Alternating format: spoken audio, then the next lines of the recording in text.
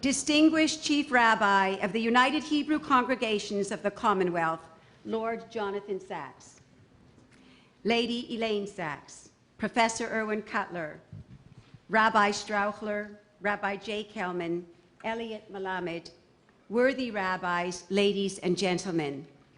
My name is Julia Koshitsky, and I'm deeply honored and consider it a great privilege to welcome all of you here this evening to the Sher Shemayim congregation to celebrate the 10th anniversary of Torah in Motion.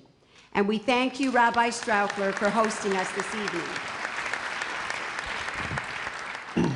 Over the past 9 years, Torah in Motion has had a profound impact not only in our own community of Toronto, but with the lives of thousands in the 4 corners of the globe, spanning 31 countries. Torah in Motion has become an internationally recognized organization known for its innovative programming and creativity. We are proud of the diversity of our 300 speakers who have represented differences of opinion.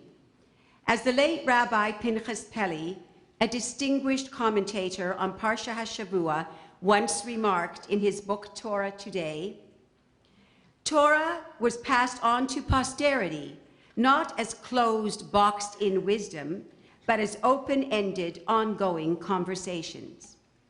Torah in Motion has enabled these kinds of conversations to reach 6,000 people who have joined our email list, with more than 30,000 MP3s downloaded from its online library and classes. And tonight, by popular demand, as you can see by the screen behind me, there are many communities who have asked for this to be televised and screened in Denver, Ottawa, Montreal, New York, and in Teaneck. For all this and much, much more, we owe a tremendous debt of gratitude to Rabbi J. Kelman and Elliot Melamed, the architects of Torah in Motion.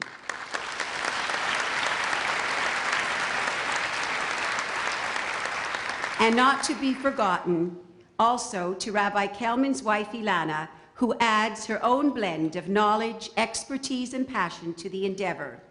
Tonight is indeed a perfect opportunity to collectively express our heartfelt appreciation to them for their vision, their dedication, and pursuit of excellence in bringing Torah education to so many thousands of people. I would like to ask them to please stand and be recognized. Ilana.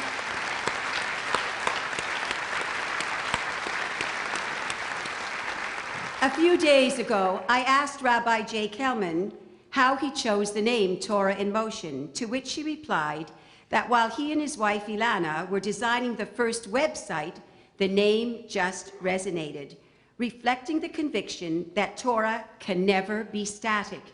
Torah that is not in motion runs the risk of becoming irrelevant, antiquated, and dated. How meaningful that this week's Torah portion opens with the words Lech Lecha, meaning go, move, do not stand still. Our guest speaker tonight, Chief Rabbi Lord Jonathan Sachs, has written in one of his many books, and I chose a letter in the scroll, the following on page 58. Judaism is a uniquely restless faith. Jews are always traveling, dissatisfied with the status quo, and never quite merging with their environment.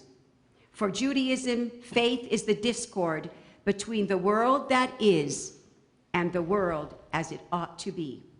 Given these sentiments, how appropriate and fortunate that tonight our guest speaker will be introduced by Professor Erwin Cutler, member of Canadian Parliament, someone who has been a staunch, articulate, outspoken champion in the pursuit of Judaic vision of social justice.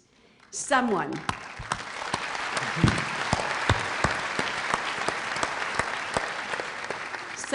who has spent so much of his waking hours dissatisfied with the status quo, forever trying to transform the world into what it ought to be. Ladies and gentlemen, I take great pride in presenting to you our very own beloved Professor Erwin Cutler.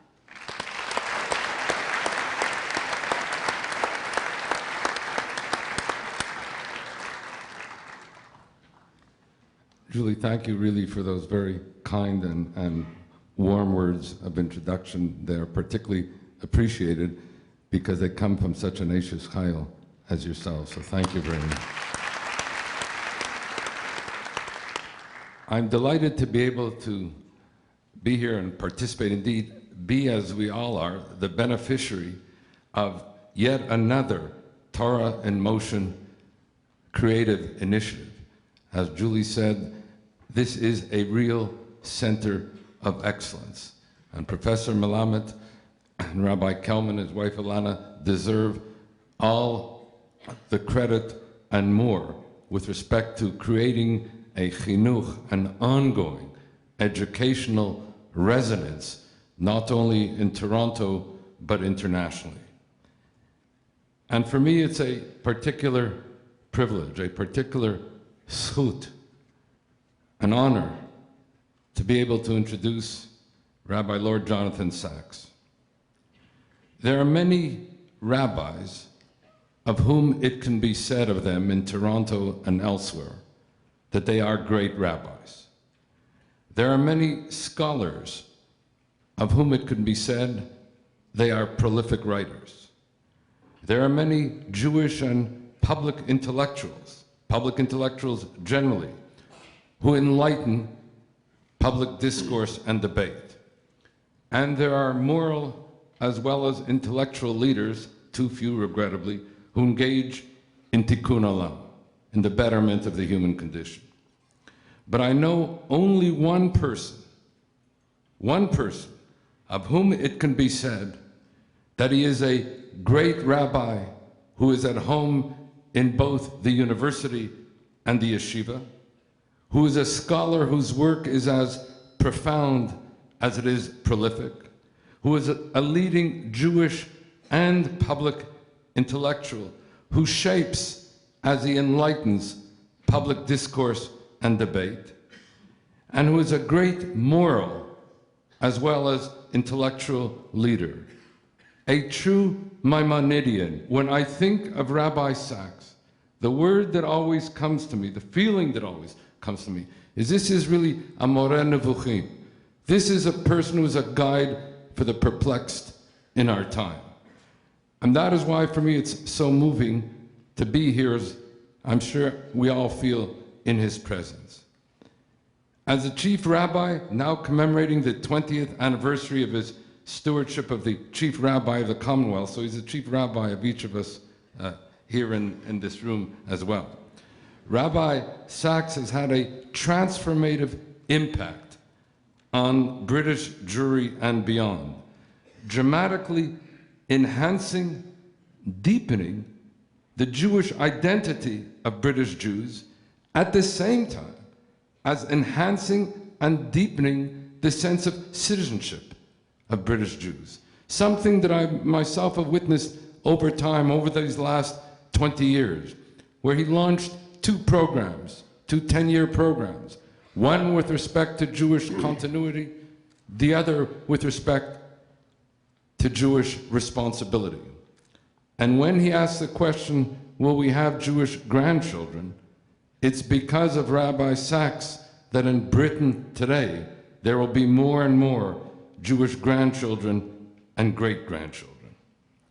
As a scholar and the author, incredibly, when one thinks of everything else that Rabbi Sacks is doing and has responsibility for, he's been the author of 24 books, from biblical commentary to moral philosophy, from speaking of Jewish civilization and its intersection with human civilizations. His writings, as I said, are as compelling as they are profound. And it's interesting, Julie, because you mentioned Letter in the Scroll. My wife always has a book of Rabbi Sacks on the night table. The book that she always goes back to is A Letter in the Scroll. The book that my daughter Michal has been reading in Israel is A Letter in the Scroll. The book that my grandson, Roy, who's to be bar mitzvah in Israel next August, is now reading, is Letter in the Scroll. And the page that she refers to, incredibly enough, is page 58. The same page you referred to, and since you drew on it, I don't have to mention it again. But what my wife always says about Rabbi Sachs is that if you read the letter in the scroll, for non-religious Jews or even non-believing Jews, they will have an understanding of what Jewish values are all about in its profound sense. For religious Jews, they will understand and have their message and values validated. And for non-Jews, they will intersect with the whole of human civilization. As it has been put and commented upon, that Jonathan Sachs' voice carries unique moral authority beyond the Jewish community. As a Jewish intellectual, indeed leading public intellectual, as I mentioned, he has influenced and inspired both Jewish and public discourse and their intersection. And one of many, many vignettes that I remember was his incredible opening speech at the founding London conference to combat antisemitism, the first ever interparliamentary conference to combat antisemitism. A speech which was profoundly Jewish in its historicist particularity and profoundly human in its compelling universality, where there was no divides, where each intersected and enlivened the other. As a moral leader, as a Moreh Nevuchim, as I said, of whom it can be said, and I think all of us here in this room can say it and feel it in our own special way when we think of Rabbi Jonathan, Mikom Lamdai Hiskalti, that we all have learned and been the beneficiary of his wisdom. I know the quote, I just picked it up tonight when we were having dinner, the book on partnership, and the quote that hit me again, and I just mentioned that the Bible first taught the sanctity of life, the dignity of the individual, the importance of peace, the moral limits of power. Capacity to sum up in one sentence what some people might take volumes and may not be able to achieve. And may I close with a teaching of Pirkei Avot that is familiar to us here, which speaks really, as Rabbi Yochanan ben Zakkai says, what is the good that a person should cherish? What are really the qualities to be able to choose the right path? And as we remember that Rabbi Eliezer will say, Ayin Tova, to have, and it's not just an analytical sense, it's something that Rabbi Sachs said over dinner this evening. Al tadin et chavercha shetagia limkomo. Don't judge somebody until and as if you were in their place, which is part of a larger approach that he has, really, of Hevei dan et kol adam l'chafskut. Look for the good that you can see in every person. So Ayin Tova is really that kind of neshama disposition. It's not only a matter of rationality or intellect, it comes from the soul. And this brings me to what Rabbi Yoshua then goes on, chaver tov, to have a good companion. And then, you know, we are told in the Midrash that means to have a good wife, an eza negdo. And here, I was reading again tonight in the book in partnership, what he says about you, Elaine, the beautiful words in which he dedicates the book to you and says, whose kindness makes gentle the life of this world, and whose faith in people has been my inspiration. And here's where you see where Hevei dan et kol adam l'chaf schut comes from. Then Rabbi Yossi says, shachen tov, to be a good neighbor. And being a good neighbor means not only having a good neighbor, but yourself being a good neighbor. And then Rabbi Shimon says, haroet hanolad, to have foresight. And all his readings, all his, this thing, you know, I would tell you a joke about what my son says about me and technology, but I'll save it. Maybe I'll tell it just before I close. But Rabbi Shimon says, Haro'eh et hanolad. To have that sense of foresight. And to have that sense of foresight is because one is anchored deeply and profoundly in one's Jewish heritage. But then, in the end, you have Rabbi Elazar saying, Lev Tov, a good heart. And Rabbi Yochanan ben Zakkai concludes by saying, I prefer the words of Rabbi Elazar about the importance of a good heart, of Lev Tov, because in his words, all the rest is included. And so when I say that Rabbi Sachs is a Moreh Nevuchim, my Maimonidean guide to the perplexed in our time, it is because he has, with everything else that I mentioned, a wonderful heart, a Lev Tov. All the rest is commentary. Thank you.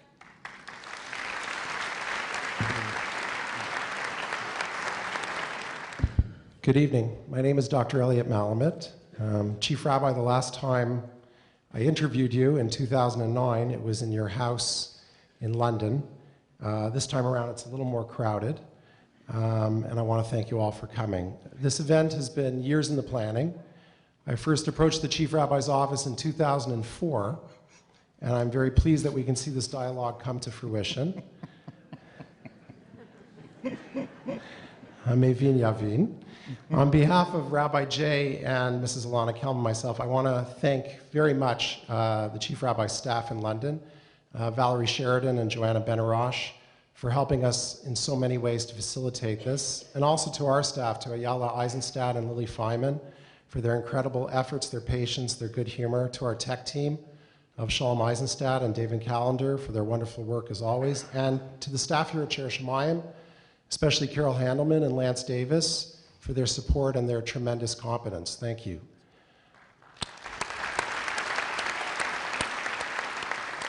A last note, I'd like to invite everyone here, if you haven't already purchased tickets, to come down tomorrow evening to the Isabel Bader Theatre at the University of Toronto, where I'll be moderating a dialogue between the Chief Rabbi and Professor Charles Taylor, one of the preeminent philosophers in the world today.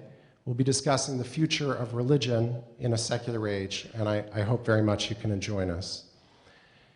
Chief Rabbi, a central theme of future tense is one you've pursued throughout your career. The Jews are not alone in the world. Despite the fact of numerous external challenges to the Jewish people in Israel and the diaspora, you argue that, quote, today, Jews are not victims, not powerless, and do not stand alone, unquote. And you add to that to think in such terms is counterproductive and dysfunctional. Now, the devil's advocate argument, of course, which I'm sure you know, would be to assert that given the rise of anti-Semitism in many quarters and the demonization and delegitimization of Israel inside the UN and without, that Jews have every reason to feel that they're fighting a lonely battle in the modern world.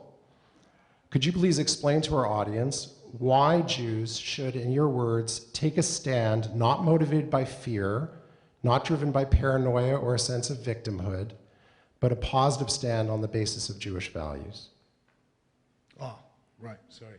Elliot, I wonder if you would forgive me if I just briefly respond, because you know, I must say some personal thanks to all of you, to Julia, to Owen.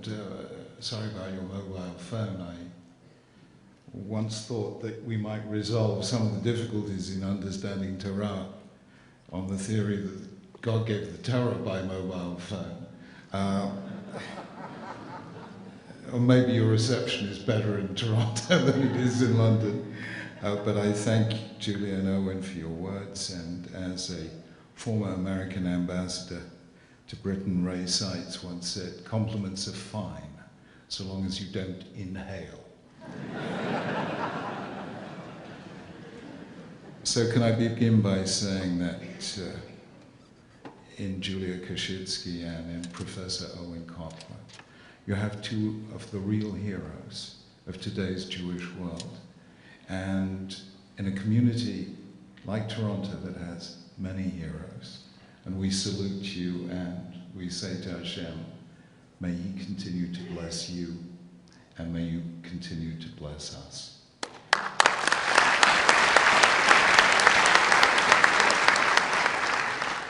I want to say a personal thank you to everyone here at Sharei Shamayim for being our host this evening, and to wish your new Rabbi, Rabbi Chaim Strauchler, bracha v'atzlacha in all he does. You're very lucky to have him, and we wish him and the community continued growth.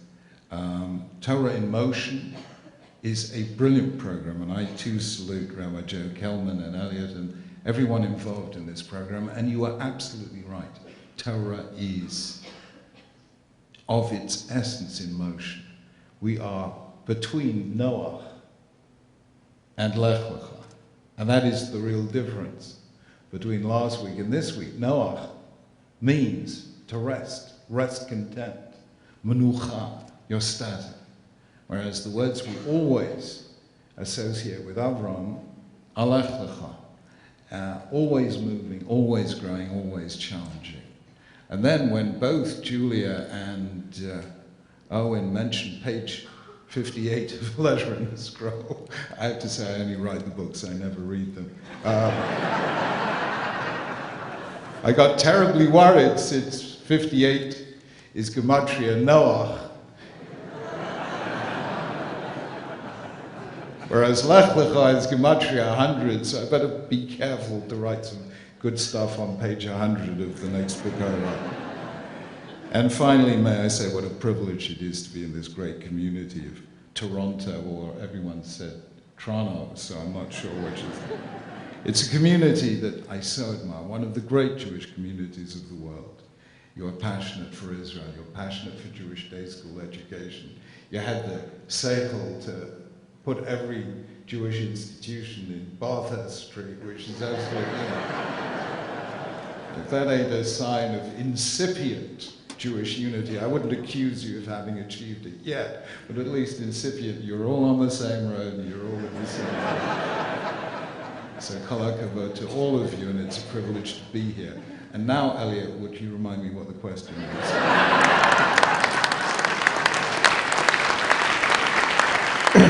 Look, the answer is very simple.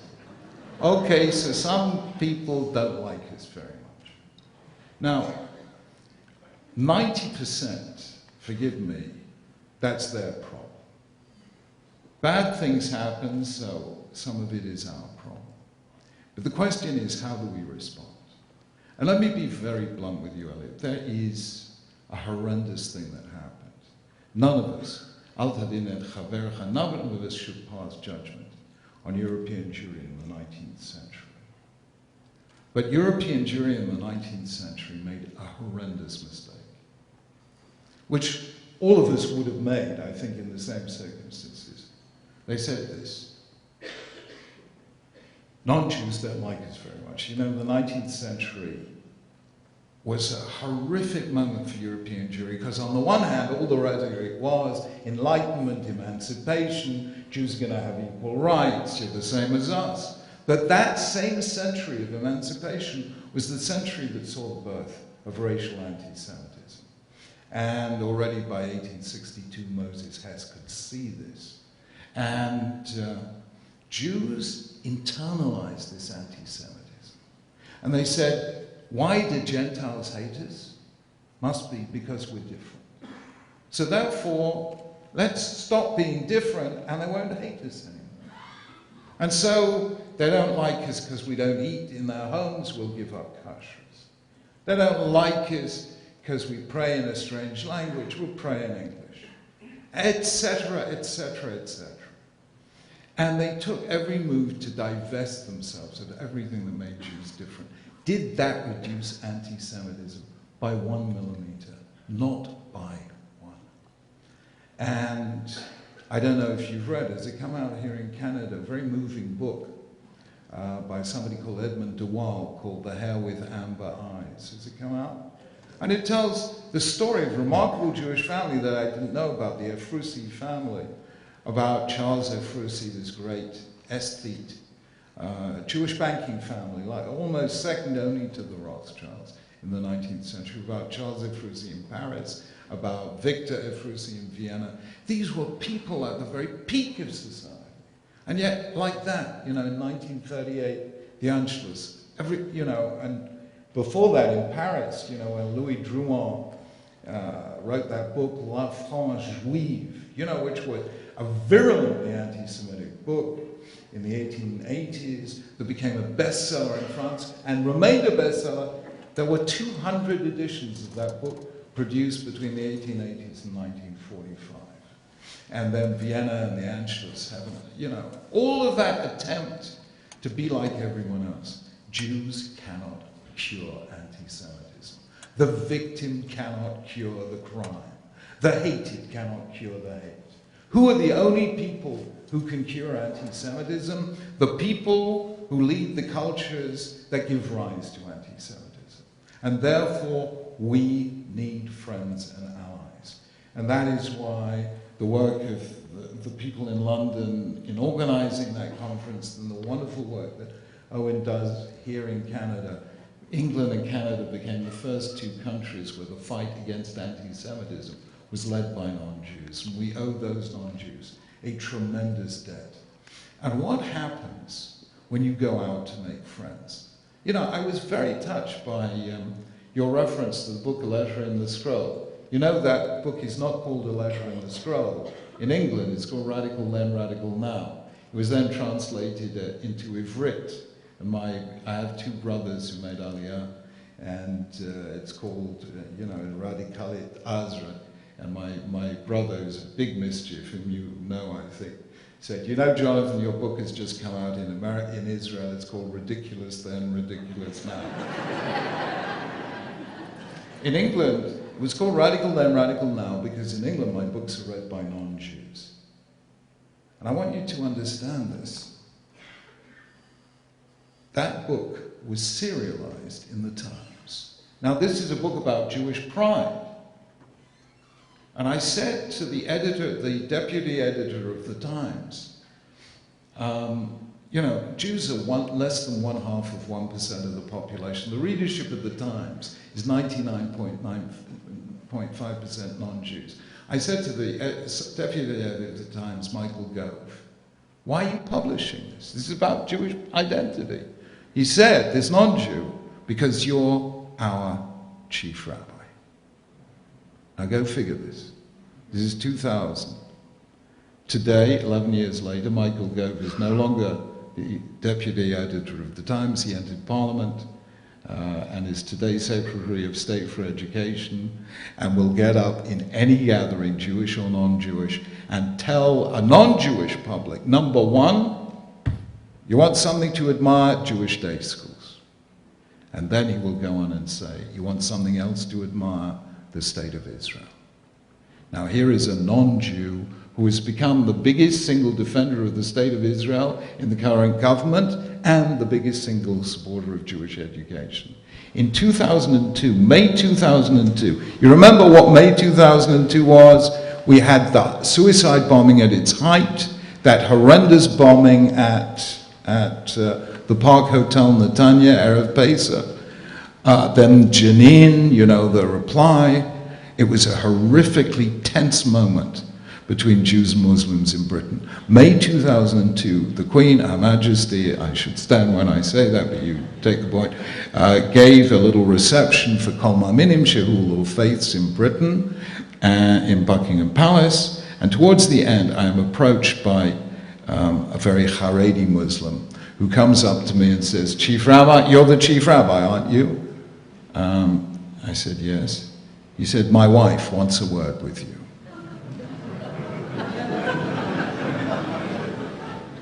And she comes towards me with a big hijab, and I'm dreading what she's going to say.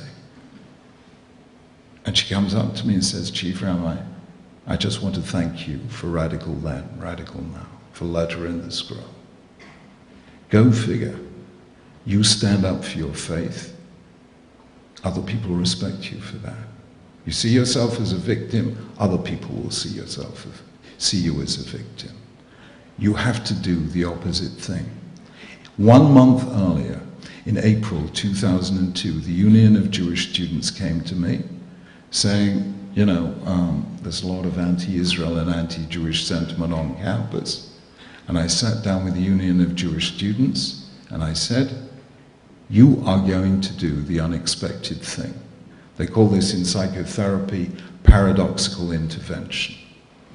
Your response to anti-Semitism on campus is that you are going to lead the fight against Islamophobia. Lishma.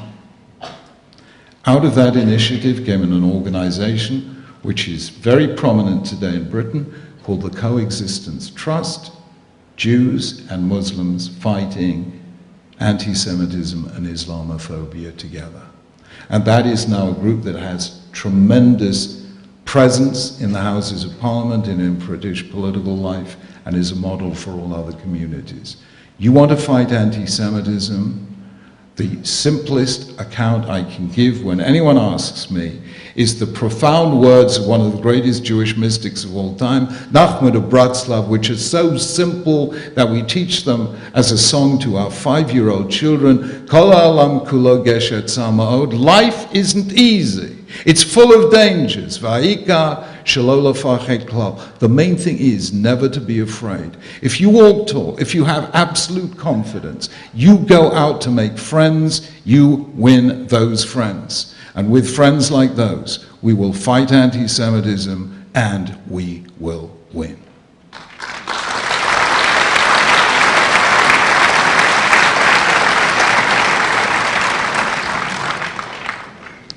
Since everyone has been talking about radical then, radical now, we'll mention it. I remember when I read the book the first time, and I was very struck by the opening, especially.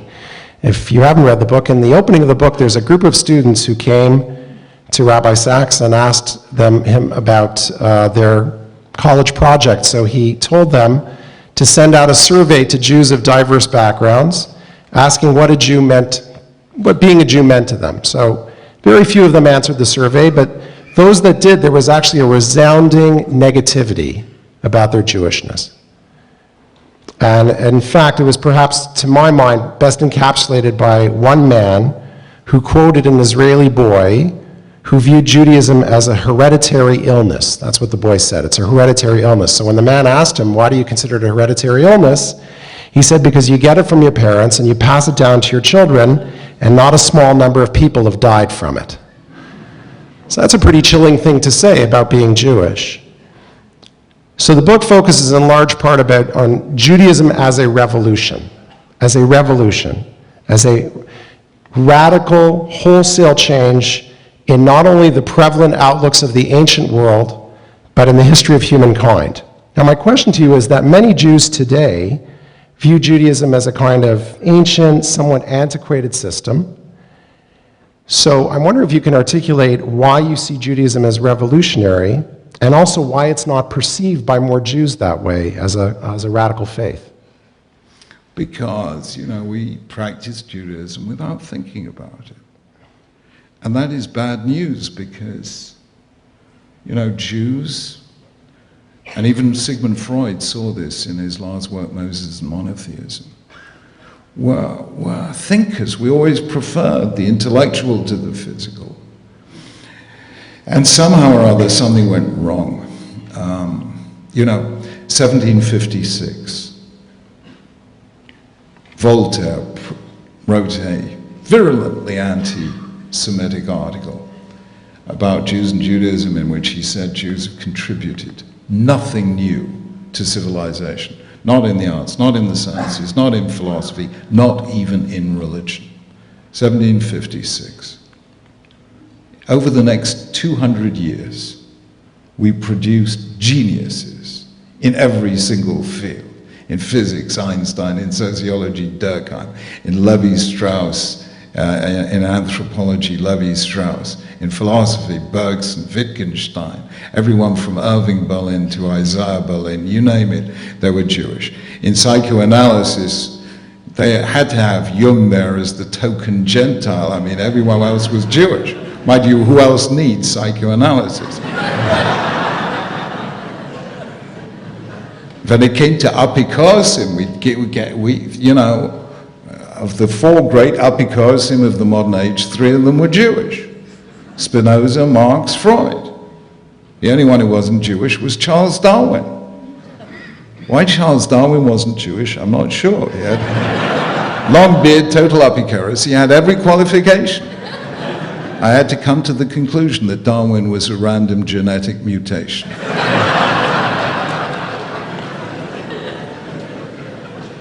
But every one of those intellectuals was estranged from Judaism. So we had this unbelievably profound people asking, challenging and profound questions, coming up with radically new ways of seeing the world. And at the same time, they were turning their backs on Judaism, and Judaism retreated and retreated until it became afraid to ask the deep questions. And that is really, really bad news. But Judaism remains radical. For instance, let me give you a for instance, which to me was really rather strange. About 2 years ago, when was the climate conference on climate change in Copenhagen? You remember that one? All the world's governments came.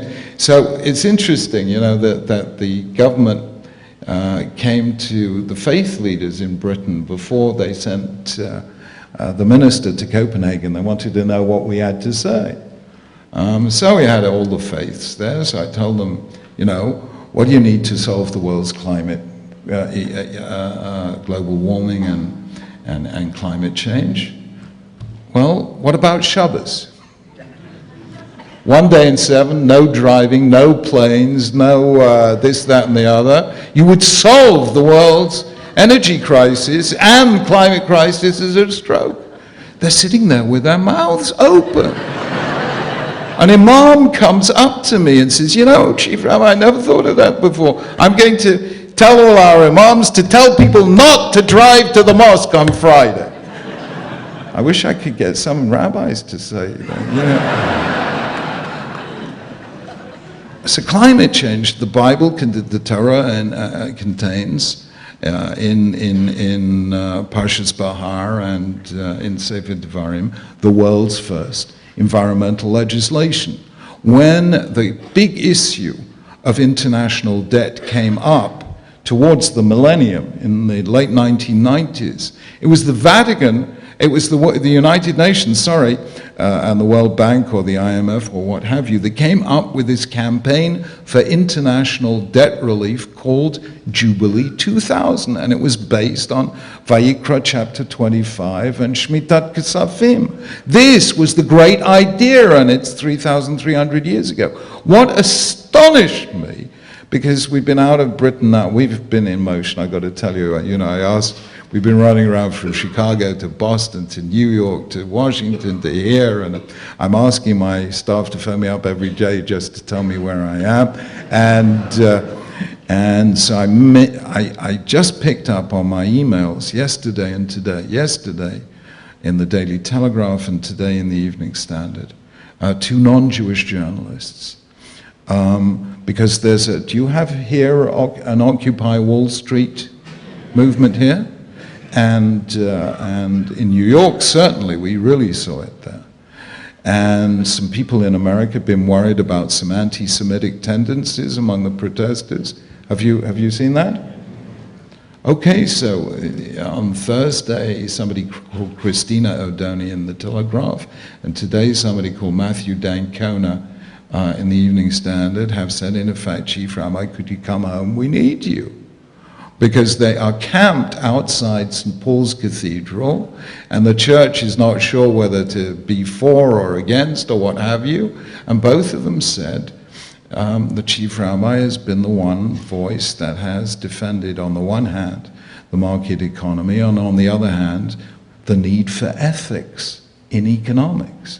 Because almost the first thing I set up when I became Chief Rabbi was the Jewish Association of Business Ethics. So here our defense of market economics on the one hand, but our insistence on tzedakah and chesed, distributive justice and the alleviation of poverty on the other, turns out to be absolutely as new as today's and yesterday's newspapers. So I think Judaism, everywhere you look, continues to be radical. And I'm just sorry that we don't see it.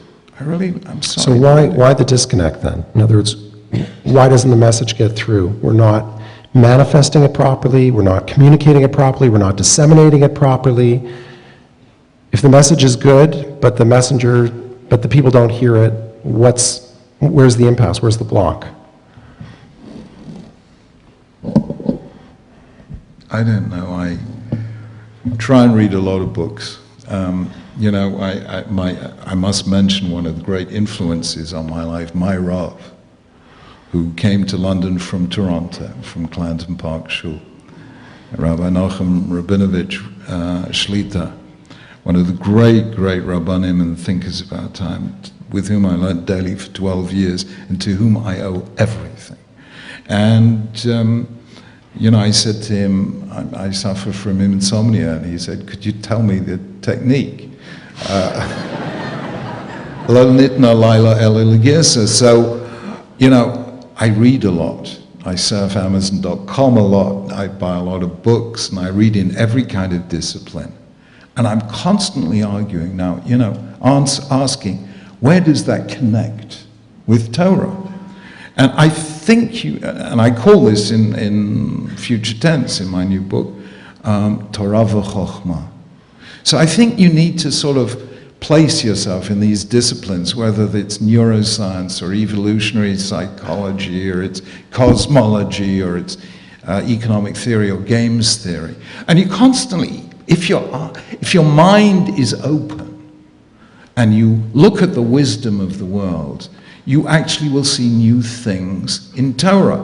And the person who said this was Rav Tzadok HaKohen Milublin, who said, since we say that HaKadosh Baruch Hu is Istakel Baraisa Vara Alma, since the Torah is the blueprint of the world, and since we say HaMachadesh B'tuva B'chol Yom Maaseh Bereshis, that God renews the world every day, then we should take the renewal of the world and it will allow us to see new faces in Torah.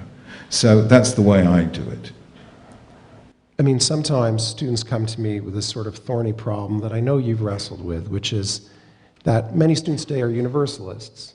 So when you're trying to teach Judaism to them, their attitude is, there's good stuff everywhere, and they don't understand Jewish particularism. So if Judaism is true, then why were Jews not commanded to go out and convert everyone to the one true faith? And if all people are made in God's image and are indeed God's children, then how can any religion be singled out as true above and beyond others? You know, for many years in education, this is what I've heard.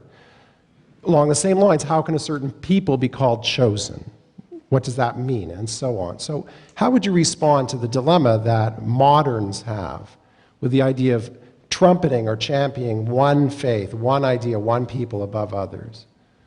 Well, you know, I tell the story about the late Rav Shlomo Karlbach, of blessed memory, who spent a lifetime going around campuses, and then towards the end of his life he said, I go to see students and I ask them what they are, and if somebody says I'm a Protestant, I know that's a Protestant, and if somebody says I'm a Catholic, I know that's a Catholic, and if somebody says I'm just a human being, I know that's a Jew. Where did we ever get this crazy idea? One of the most radical Jewish ideas ever. And it is the idea most necessary for the world in the 21st century, is that tzadikei or chasidei umos olam yesh lahem chelek la'olam haba. That the righteous, the nations of all the world have a share in the world to come. That meant that Judaism never held extra ecclesiam non est salus, that outside our faith, there's no way to heaven. We never said that. Now, in a plural world, we need the Jewish teaching. When I, in summer of 2000, addressed the United Nations, we had the modestly entitled Millennium Peace Summit. You can tell how effective we were this week. All the religious leaders of the world came together in summer 2008, declared world peace, and just a year later we got 9/11. So we weren't that great. But there was an Indian guru who said to me, Rabbi Sachs, I would like you to be a keynote speaker in our counter conference. And I said, what's your counter conference? He said, the World Conference of Non-Evangelizing Faiths. And I began to realize that that is what speaks to so many people about Jews. Jews serve God, but they don't force it on anyone else. They don't try and conquer or convert the world. It's our most radical thing. And therefore, I had to bring about a way of expressing this very complex idea in a simple way. And I meditated on it for several years, and eventually I came up with the phrase, the dignity of difference. Abraham was told, leave behind all the things that make people the same, their land, their birthplace, their culture, their father's house. Go and be different. Why? To teach the world the dignity of difference. And I road tested this. Every year, Elaine and I give a reception about June, just after the close of the academic year, for the leadership of the National Union of Students, not the Jewish students, the non-Jewish students. We feel, because Israel coming under attack, we need to have the students as a whole on our side, and they really are. They've been heroic. And I tested, each year I give them a shir before the reception, and I road tested on these non-Jewish students the dignity of difference, the concept. And I saw these guys, Hindus, Sikhs, guys from the Caribbean, leaving the room, walking an inch taller. And I suddenly realized it works for them. We always knew we were different, but we always thought that was bad news. Now the chief rabbi is telling us it's good news. And because it worked on them, I realized it worked, full stop. Now you may feel that London University is very anti-Semitic or anti-Israel, but if you walk along Gower Street, you will come to ULU, the University of London Union. Look to one side as you come through the front door. On the wall, outside, is a plaque. And it is a quote from Dignity of Difference, with author, Chief Rabbi Sachs. And it says the following, because we are all different, we each have something unique to contribute. And the students, the non-Jewish students, took that as their message. So we are the people who believe in a particular faith and a universal God. The miracle of monotheism, we say, is not one God, one truth, one way for all humankind. The miracle of monotheism is that unity up there creates diversity down here. And that I had to do it that way so that we would not see particularism as a reason for disengaging with the world or considering ourselves superior to the world.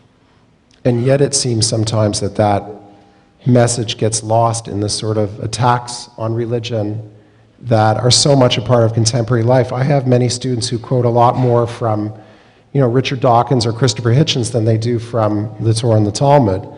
And that's a trend that is growing, right? What the nation called the new atheists is in vogue. And they attack religion with flourish as the province of irrationality and even fanaticism, and they capture spots on bestseller lists. And for believers, it's actually perturbing to read some of the arguments because the methodology is often to portray the very worst elements of religion or particular historical incidents in religion and to convey them as a typical representation of the faith. Now, I'm wondering why you think that this has become so popular now, to deride religion as negative, as simple-minded, as destructive. Is it because those people who are condemning religion are only viewing its worst aspects and can't be bothered really to portray a more nuanced picture? Or are they actually picking up on real problems within religious communities that sort of fail to create and to communicate a more sophisticated, a more nurturing message of the best that religion has to offer? Why is this so in vogue? Well, Elliot, as you know, that's my next book. It's come out in Britain already. It's coming out here in the States and Canada next year. It's called The Great Partnership, God, Science, and the Search for Meaning, and it's my response to Richard Dawkins. Just 10 days ago, I met Richard for the first time. We did a 45-minute conversation together on BBC, and I actually liked him. I mean, I'm terribly embarrassed to say this. And he liked me. I think we're actually going to get on because I said, you know, if we invited you for dinner, would you come? And he didn't say only if it's treif. I mean, he said...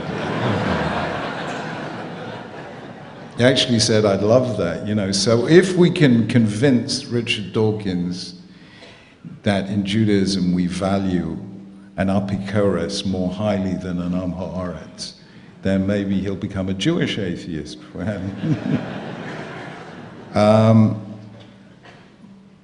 But that book is a serious attempt to move the argument on. I mean, showing enough already, you know, that this new atheism is not new. It is a rather simplified and simplistic repeat of arguments that came from Hume and Kant and were said a lot better by Bertrand Russell. And so it's absolutely ridiculous. Why has it happened? It has happened because of that phenomenon most memorably described, almost a cliche now, by W.B. Yeats. You know, things fall apart, the center cannot hold, mere anarchy is loosed upon the world. The best, like all conviction, while the worst, are full of passionate intensity. When a civilization is at its prime, science and religion walk hand in hand. The society and religion walk hand in hand. And that's how, you know, America and Britain were between roughly 1850 and 1950, something like that. But when that balance is disturbed, then you get movements towards the extremes. The secularists become more aggressive. The religious turn inward because they say the world doesn't understand us, it hates us, and then they turn inward and they move from, in secular terminology, from being a church to being a sect. And both are hostile towards one another. And once there's that dynamic of hostility, it's extremely hard to do anything at all because the vociferous voices, the radical atheists and the religious fundamentalists shout louder than anyone else. And frankly, somebody's got to step in and say, you know, there is common ground here, and we're not going to convert the radical atheists, and we're not going to convert the radical fundamentalists, but we have to be strong and firm in our conviction that science and religion do belong together. And I am proud to be a member of a religion that 2,000 years ago coined a bracha on seeing an eminent scientist, Jewish or non-Jewish, religious or secular. So Judaism has always valued science and seen it as having religious dignity. And that takes a lot of the sting out of Richard Dawkins. I mean, this equation of faith with fundamentalism, do you see that as a kind of passing thing? Is that just sort of exacerbated by 9/11 anxiety and this ubiquitous discussion of Islamic terrorism? Or is there something actually more permanent? What I'm getting at is that are we in the final stages of something that the Enlightenment wrought, that you talk about in One People, that MacIntyre talks about in After Virtue, which is the loss of shared moral meanings, that we don't seem to have a unified moral discourse that people share. So we use the same words, good, bad, right, wrong, evil, but it means so many different things to so many different people that you really don't have a cohesive public anymore that's really talking the same moral language. And is this reversible? Look, religious extremism is on the increase in every religion I know. And the groups in the middle, you know, the more tolerant, the more embracing, are in decline everywhere I know. And this is a very difficult phenomenon, and it bodes not well for any of us, and it's not a passing phenomenon. And even if it were a passing phenomenon, it would be incredibly dangerous. And therefore, I think we have to take a stand and say, not to oppose either extreme, but to show there is a compelling alternative, that this idea that we don't share any values is absolutely ridiculous. We all share values. We all value honesty, integrity, decency, menschlichkeit, call it what you will. The idea that human beings do not share moral values is ridiculous. And, you know, it's absurd. And that is actually why I reach out to a lot of faiths. Elena and I have as our guests. We do receptions for the leaders of all the faiths in Britain, all the Christian denominations. You think we're divided, they're more divided. Somebody said there are 20,000 different varieties of Christianity. We've only got about 16 of Judaism, you know. We're not the world's most fractious religion. And we bring the Muslims, the Sikhs, the Hindus, the Buddhists, the Jains, the Zoroastrian, not to forget the Baha'i. And we're friendly with all of them. And we come together, we pull them together whenever there's a moment of tension or crisis. We bring all the leaders together and we show there is a compelling model of enlightened tolerance. How can, from an educational standpoint, in your term as chief rabbi, Jewish education in the UK really exploded, right? There was a tremendous increase, and it grew a lot. Exploded is probably the wrong word here. There was a huge increase in parents sending their kids to schools.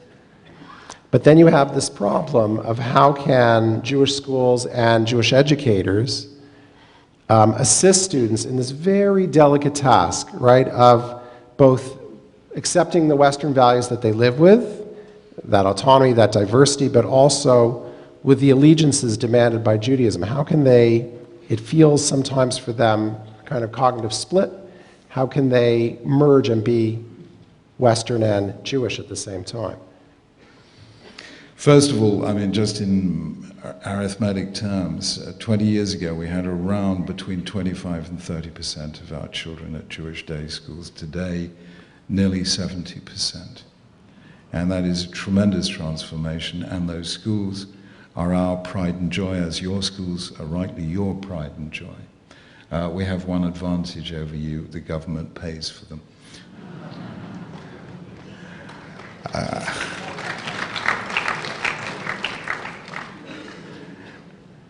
What on earth are we doing underestimating the intelligence of our kids? You think they can't handle a dilemma?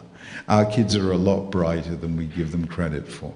And what we've done, as far as we can, is what we call an integrated curriculum.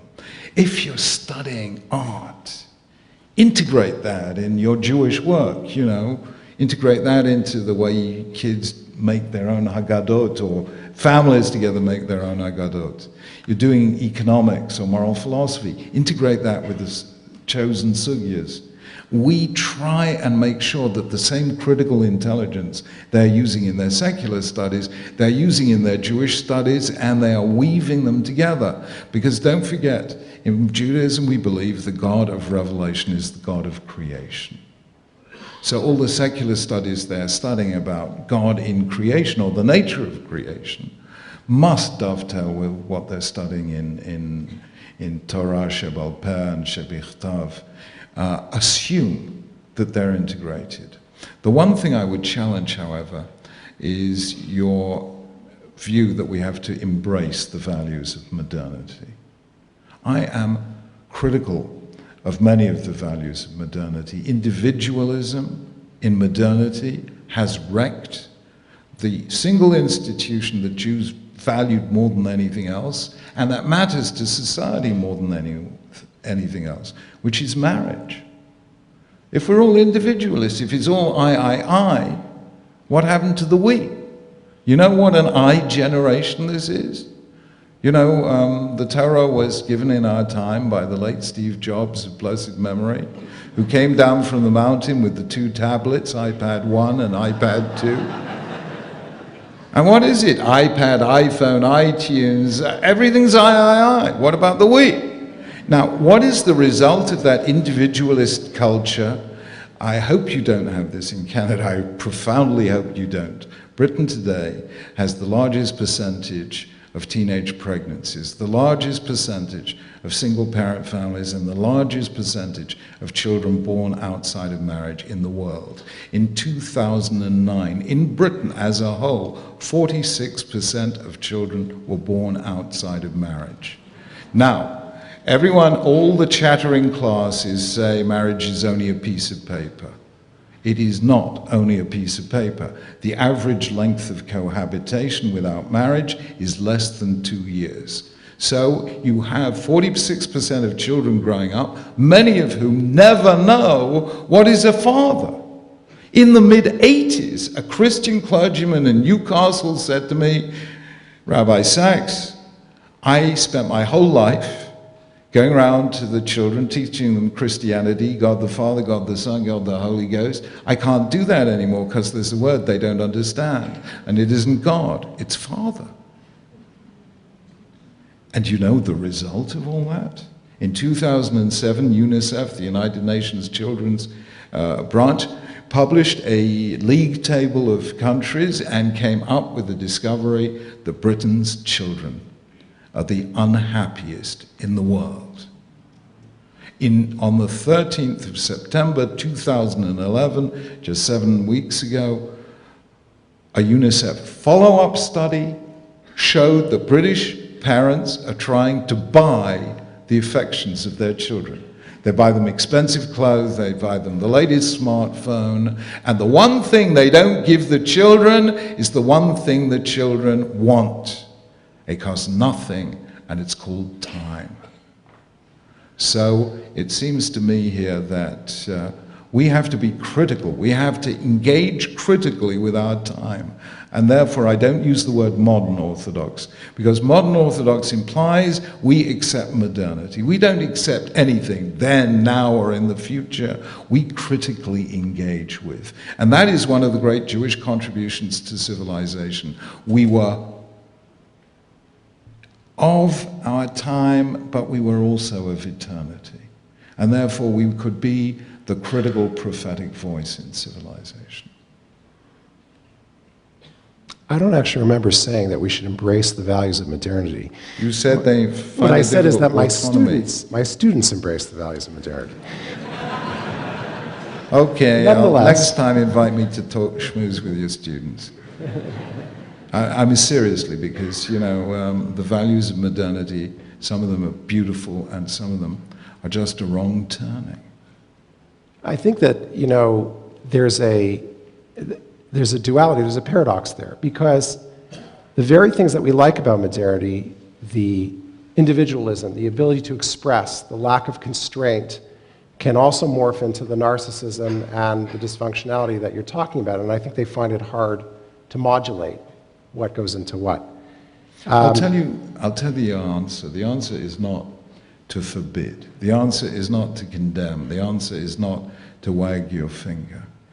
The truth is, kids don't like that, especially once they reach the teenage years. And in my humble view, we have to give our children challenges that give them the ability to give us pride. It is my view that children grow to fill the space we create for them. And if that space is small, they'll stay small, and if that space is big, they will grow. Today's society sees kids as mini consumers. Salvation by shopping, which is the new religion. It's amazing, You think of Jewish continuity. What do you say about kids about Jewish continuity? There is an advertisement for a watch I love. I hope I will not be taken to task for this. It is called a Patek Philippe. And it says, you never really own a Patek Philippe. You merely hold it in trust for the generations. This is crazy, anyone who believes it. Can you imagine holding a Patek Philippe in trust for your grandson's bar mitzvah, and you say, I've been holding this in trust for you, and he turns to a friend and says, what a cheapskate, couldn't buy me this year's model, So it is my view that the real way to teach kids is to really let them lead. And we do this by encouraging all our schools to have chesed programs and give those kids chesed awards and let them do leadership stuff outside school. And chevra, I'm going to tell you a story here because, you know, if your parents or grandparents, it's worth knowing this story. You know, Baruch Hashem, I and my brothers did okay academically, and my father, Olav Vishon, who, you know, sold schmutters in Commercial Road like New York's Lower East Side, never really succeeded in business. And the family was poor. They came over from Poland when he was young, and he had to leave school at the age of 14. And they used to say, Mr. Sachs, how come you had these 4 bright boys? And he used to say, it's their mother. And I used to think, yeah, that's half right. But the truth is, I will tell you the answer. I remember this very vividly. When I was 4 or 5 years old, I would come back with my dad. We'd be walking back from shul. And I'd ask him, Dad, why did they do this? Or what's the meaning of that? And he always answered me the same way. He used to say, Jonathan, I did not have a Jewish education. So I can't answer your questions. But one day, you will have the Jewish education I never had. And when that happens, you will teach me the answers to those questions. And if you want your kids to be good Jews, that's what you say to them. Let your children be your teachers. Don't say negative stuff about the culture. Give them the chance to give you Jewish pride.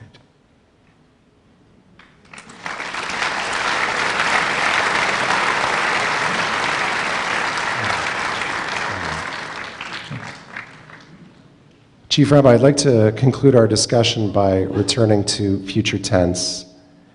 And there you write about the dangers of both a certain kind of universalism and particularism, of assimilation on the one side and insularity on the other side as responses to modernity. And it seems like a very difficult balance sometimes because too much engagement can lead to a loss of rooted Jewish identity, too much insularity, and Jews are no longer communicating with or in touch with the world at large. So I have 2 questions. One is, what do you feel Judaism can teach humanity as a whole? And how can we interact with the world without losing ourselves?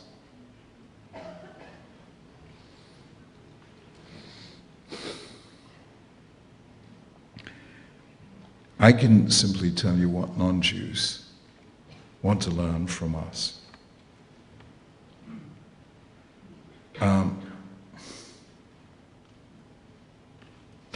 I was so concerned about the decline of the family in Britain that some years ago I made a television documentary on the state of the family for the BBC. It wasn't Jewish, it wasn't religious.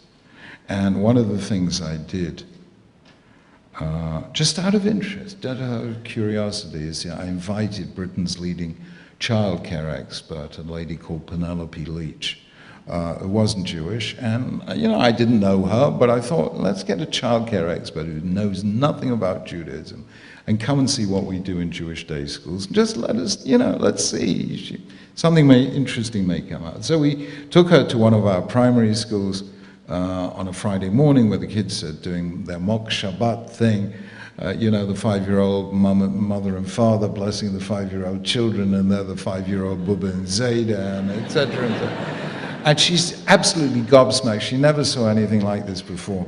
And she's talking to these 5-year-old kids, and she's saying, what do you like about Shabbos? What don't you like about Shabbos? And the kids were saying, well, Shabbos, can't watch television. It's terrible, it's terrible. And what do you like about Shabbos? And this 5-year-old boy said, what do I like about Shabbos? It's the only day Daddy doesn't have to rush off. And as we were leaving the school, she turned to me and she said, Chief Rabbi, that Shabbos of yours is saving their parents' marriages. And Elaine and I, because we care about good relations with other faiths, decided a couple of years ago to spend a week in Amritsar in North India, Amritsar is the Jerusalem of the Sikhs, as the Golden Temple. And we spent a week there with Sikhs, with Hindus, and a week with the Dalai Lama. And you wouldn't believe this, lo yuman. We're in a Sikh university in Amritsar with 2,000 Sikhs. Dalai Lama spoke, I spoke. One of the world's leading Sikhs, Mahinder Singh, stands up in front of 2,000 Sikhs and says, "You know what we need? We need Shabbos." The Sikhs are very family-minded and very child-focused the way we are. And he said, you know, it's a day where you spend time with the children, you can't buy anything, isn't it? No distraction. I thought, you know, next week I'm going to get him to give that drasha in shul. You know, wherever you look, we have a message for humanity. Because we've been around for an awfully long time. Twice as long as Christianity, 3 times as long as Islam. Every great empire in antiquity, all the way to the present, tried to destroy us. Civilizations that seemed invulnerable in their time, that bestrode the narrow world like a colossus, whether it was Egypt of the pharaohs or Assyria or Babylon or the Alexandrian Empire or the Roman Empire or the medieval empires of Christianity and Islam, all the way to the Third Reich and the Soviet Union. Every one of those civilizations is today extinct, and we, this tiny, fragile, vulnerable people of less than 1/5 of 1% of the population of the world, can still stand and sing Am Yisrael Chai. Therefore, I say in future tense at the end that Judaism is the voice of hope in the conversation of humankind. And I also believe, and although we're not going to stray into this territory, that if people would approach politics with an open mind, they would look at this tiny, fragile, vulnerable state of Israel and see what it has done with a smaller population and a younger age than any country in the Middle East.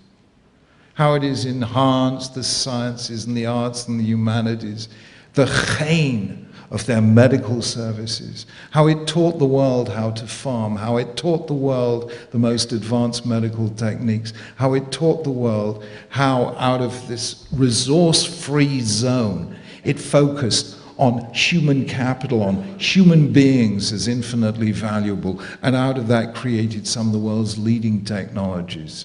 Israel is the voice of hope for small, young nations. People, if Israel can do it, others can do it. That is the message that we have to deliver again and again and again. It will be good for the world, and it will be good for us.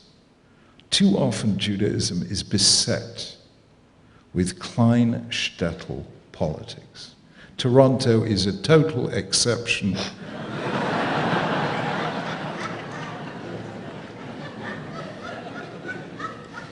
Do we have to sit in this tiny little space arguing with one another? Let us go out to the world and say, Rabbi, you know, we don't claim to have the monopoly over truth. We think by mere bistushain, you Sikhs and Hindus and Muslims and Christians and even Richard Dawkins, may Hashem preserve him, ad la'arichus yomim, you're beautiful. Vayar Elokim ki tov. If God could see the good in everything, so can we.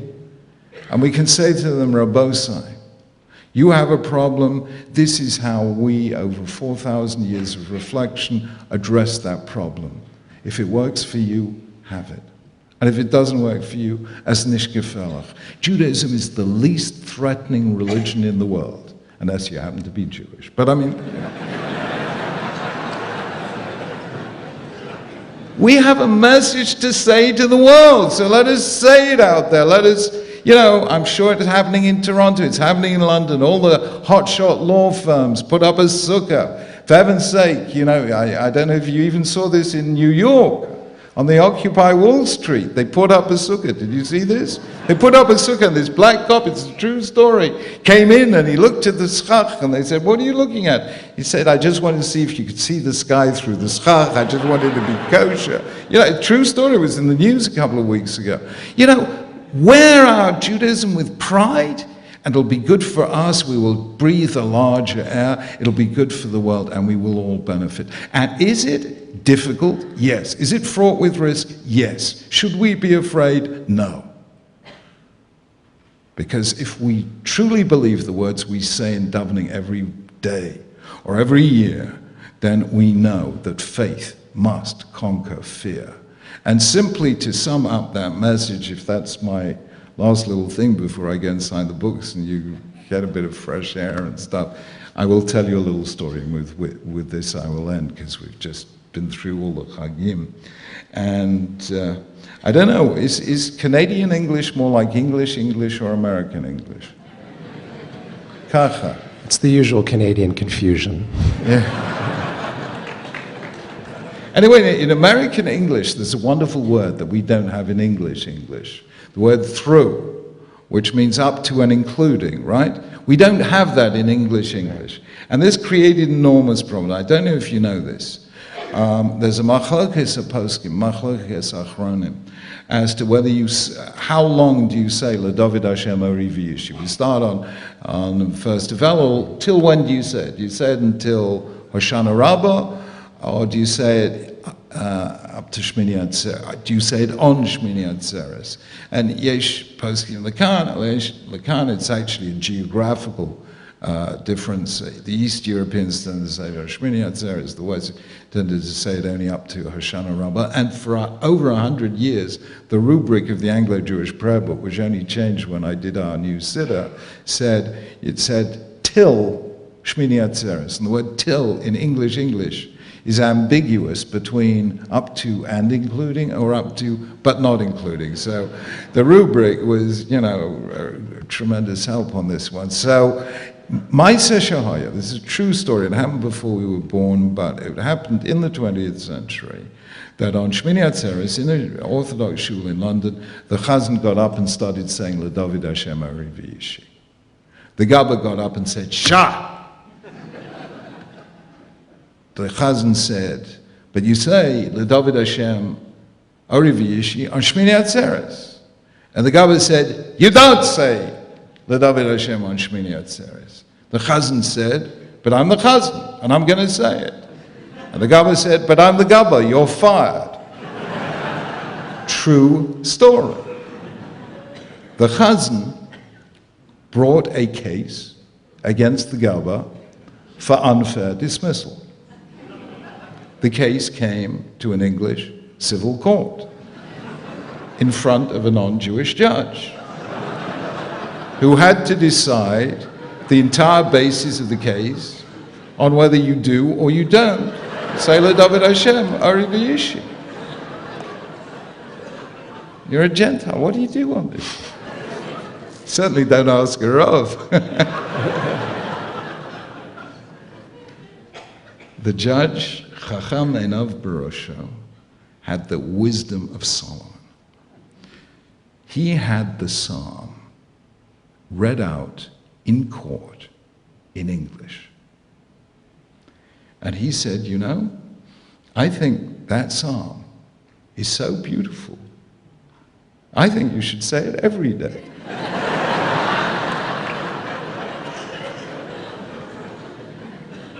The Chazan got his job back and peace was restored.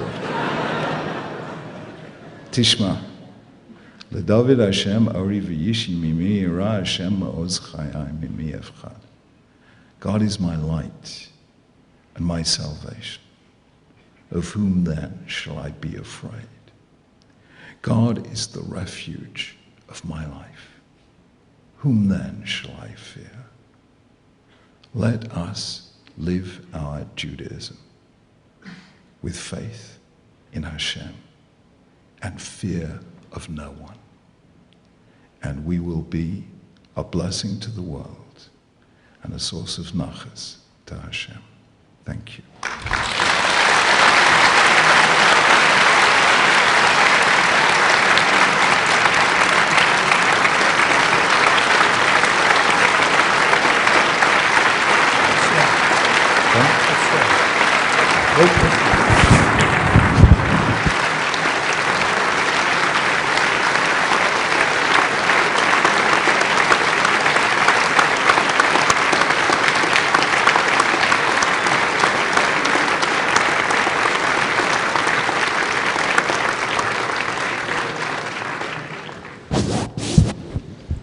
I'm going to ask Rabbi Chaim Strachler to say the official thank you. You want the unofficial thank you.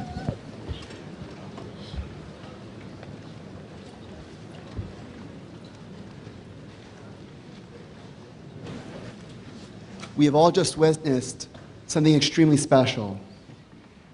In a world in which Judaism is often seen as being something which is of the past, we have heard it described in the most relevant and the most powerful of words.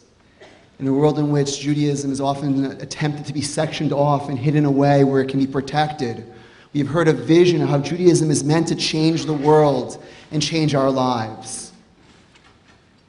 We've heard the story of the University of London's student union and the plaque on the wall. And I would encourage everyone here to see within the Chief Rabbi's words an example. And I'm not expecting each and every person here to develop the wisdom or the eloquence of Chief Rabbi Lord Jonathan Sacks. But everyone here has doors that you walk through. And you can put plaques. You can put the words in front of those doors. And the people that you speak to, what you've heard this evening, is what is described in our parsha as being koreh b'shem Hashem, of calling out in God's name. And it's not just rabbis who can do so. Each of us has the ability to be koreh b'shem Hashem, to follow Abraham's example, and to follow Chief Rabbi's example. I encourage you to read his words. There are a number of books available outside that you can purchase. There are books available in the libraries here in Shari Shemayim and in libraries around the world. Go read and go take words. Take page 58 and put it in your pockets. Put it in your pocket and tell your friends. Because these messages are things that can change our lives, that can change our world. On behalf of Shari Shemayim, on behalf of the Toronto Jewish community, I'd like to thank Torah in Motion for bringing in Rabbi Jonathan Sacks and bringing in people like Rabbi Jonathan Sacks on a regular basis to our community and allowing those words of being koreh b'shem Hashem to reverberate here within our community and from Toronto to the entire world. And I'd like to also, on behalf of our community, thank Rabbi Jonathan Sacks for taking the time to share his message with us and giving us the chance to follow in his example and to hear his words and to teach his words to others. Thank you.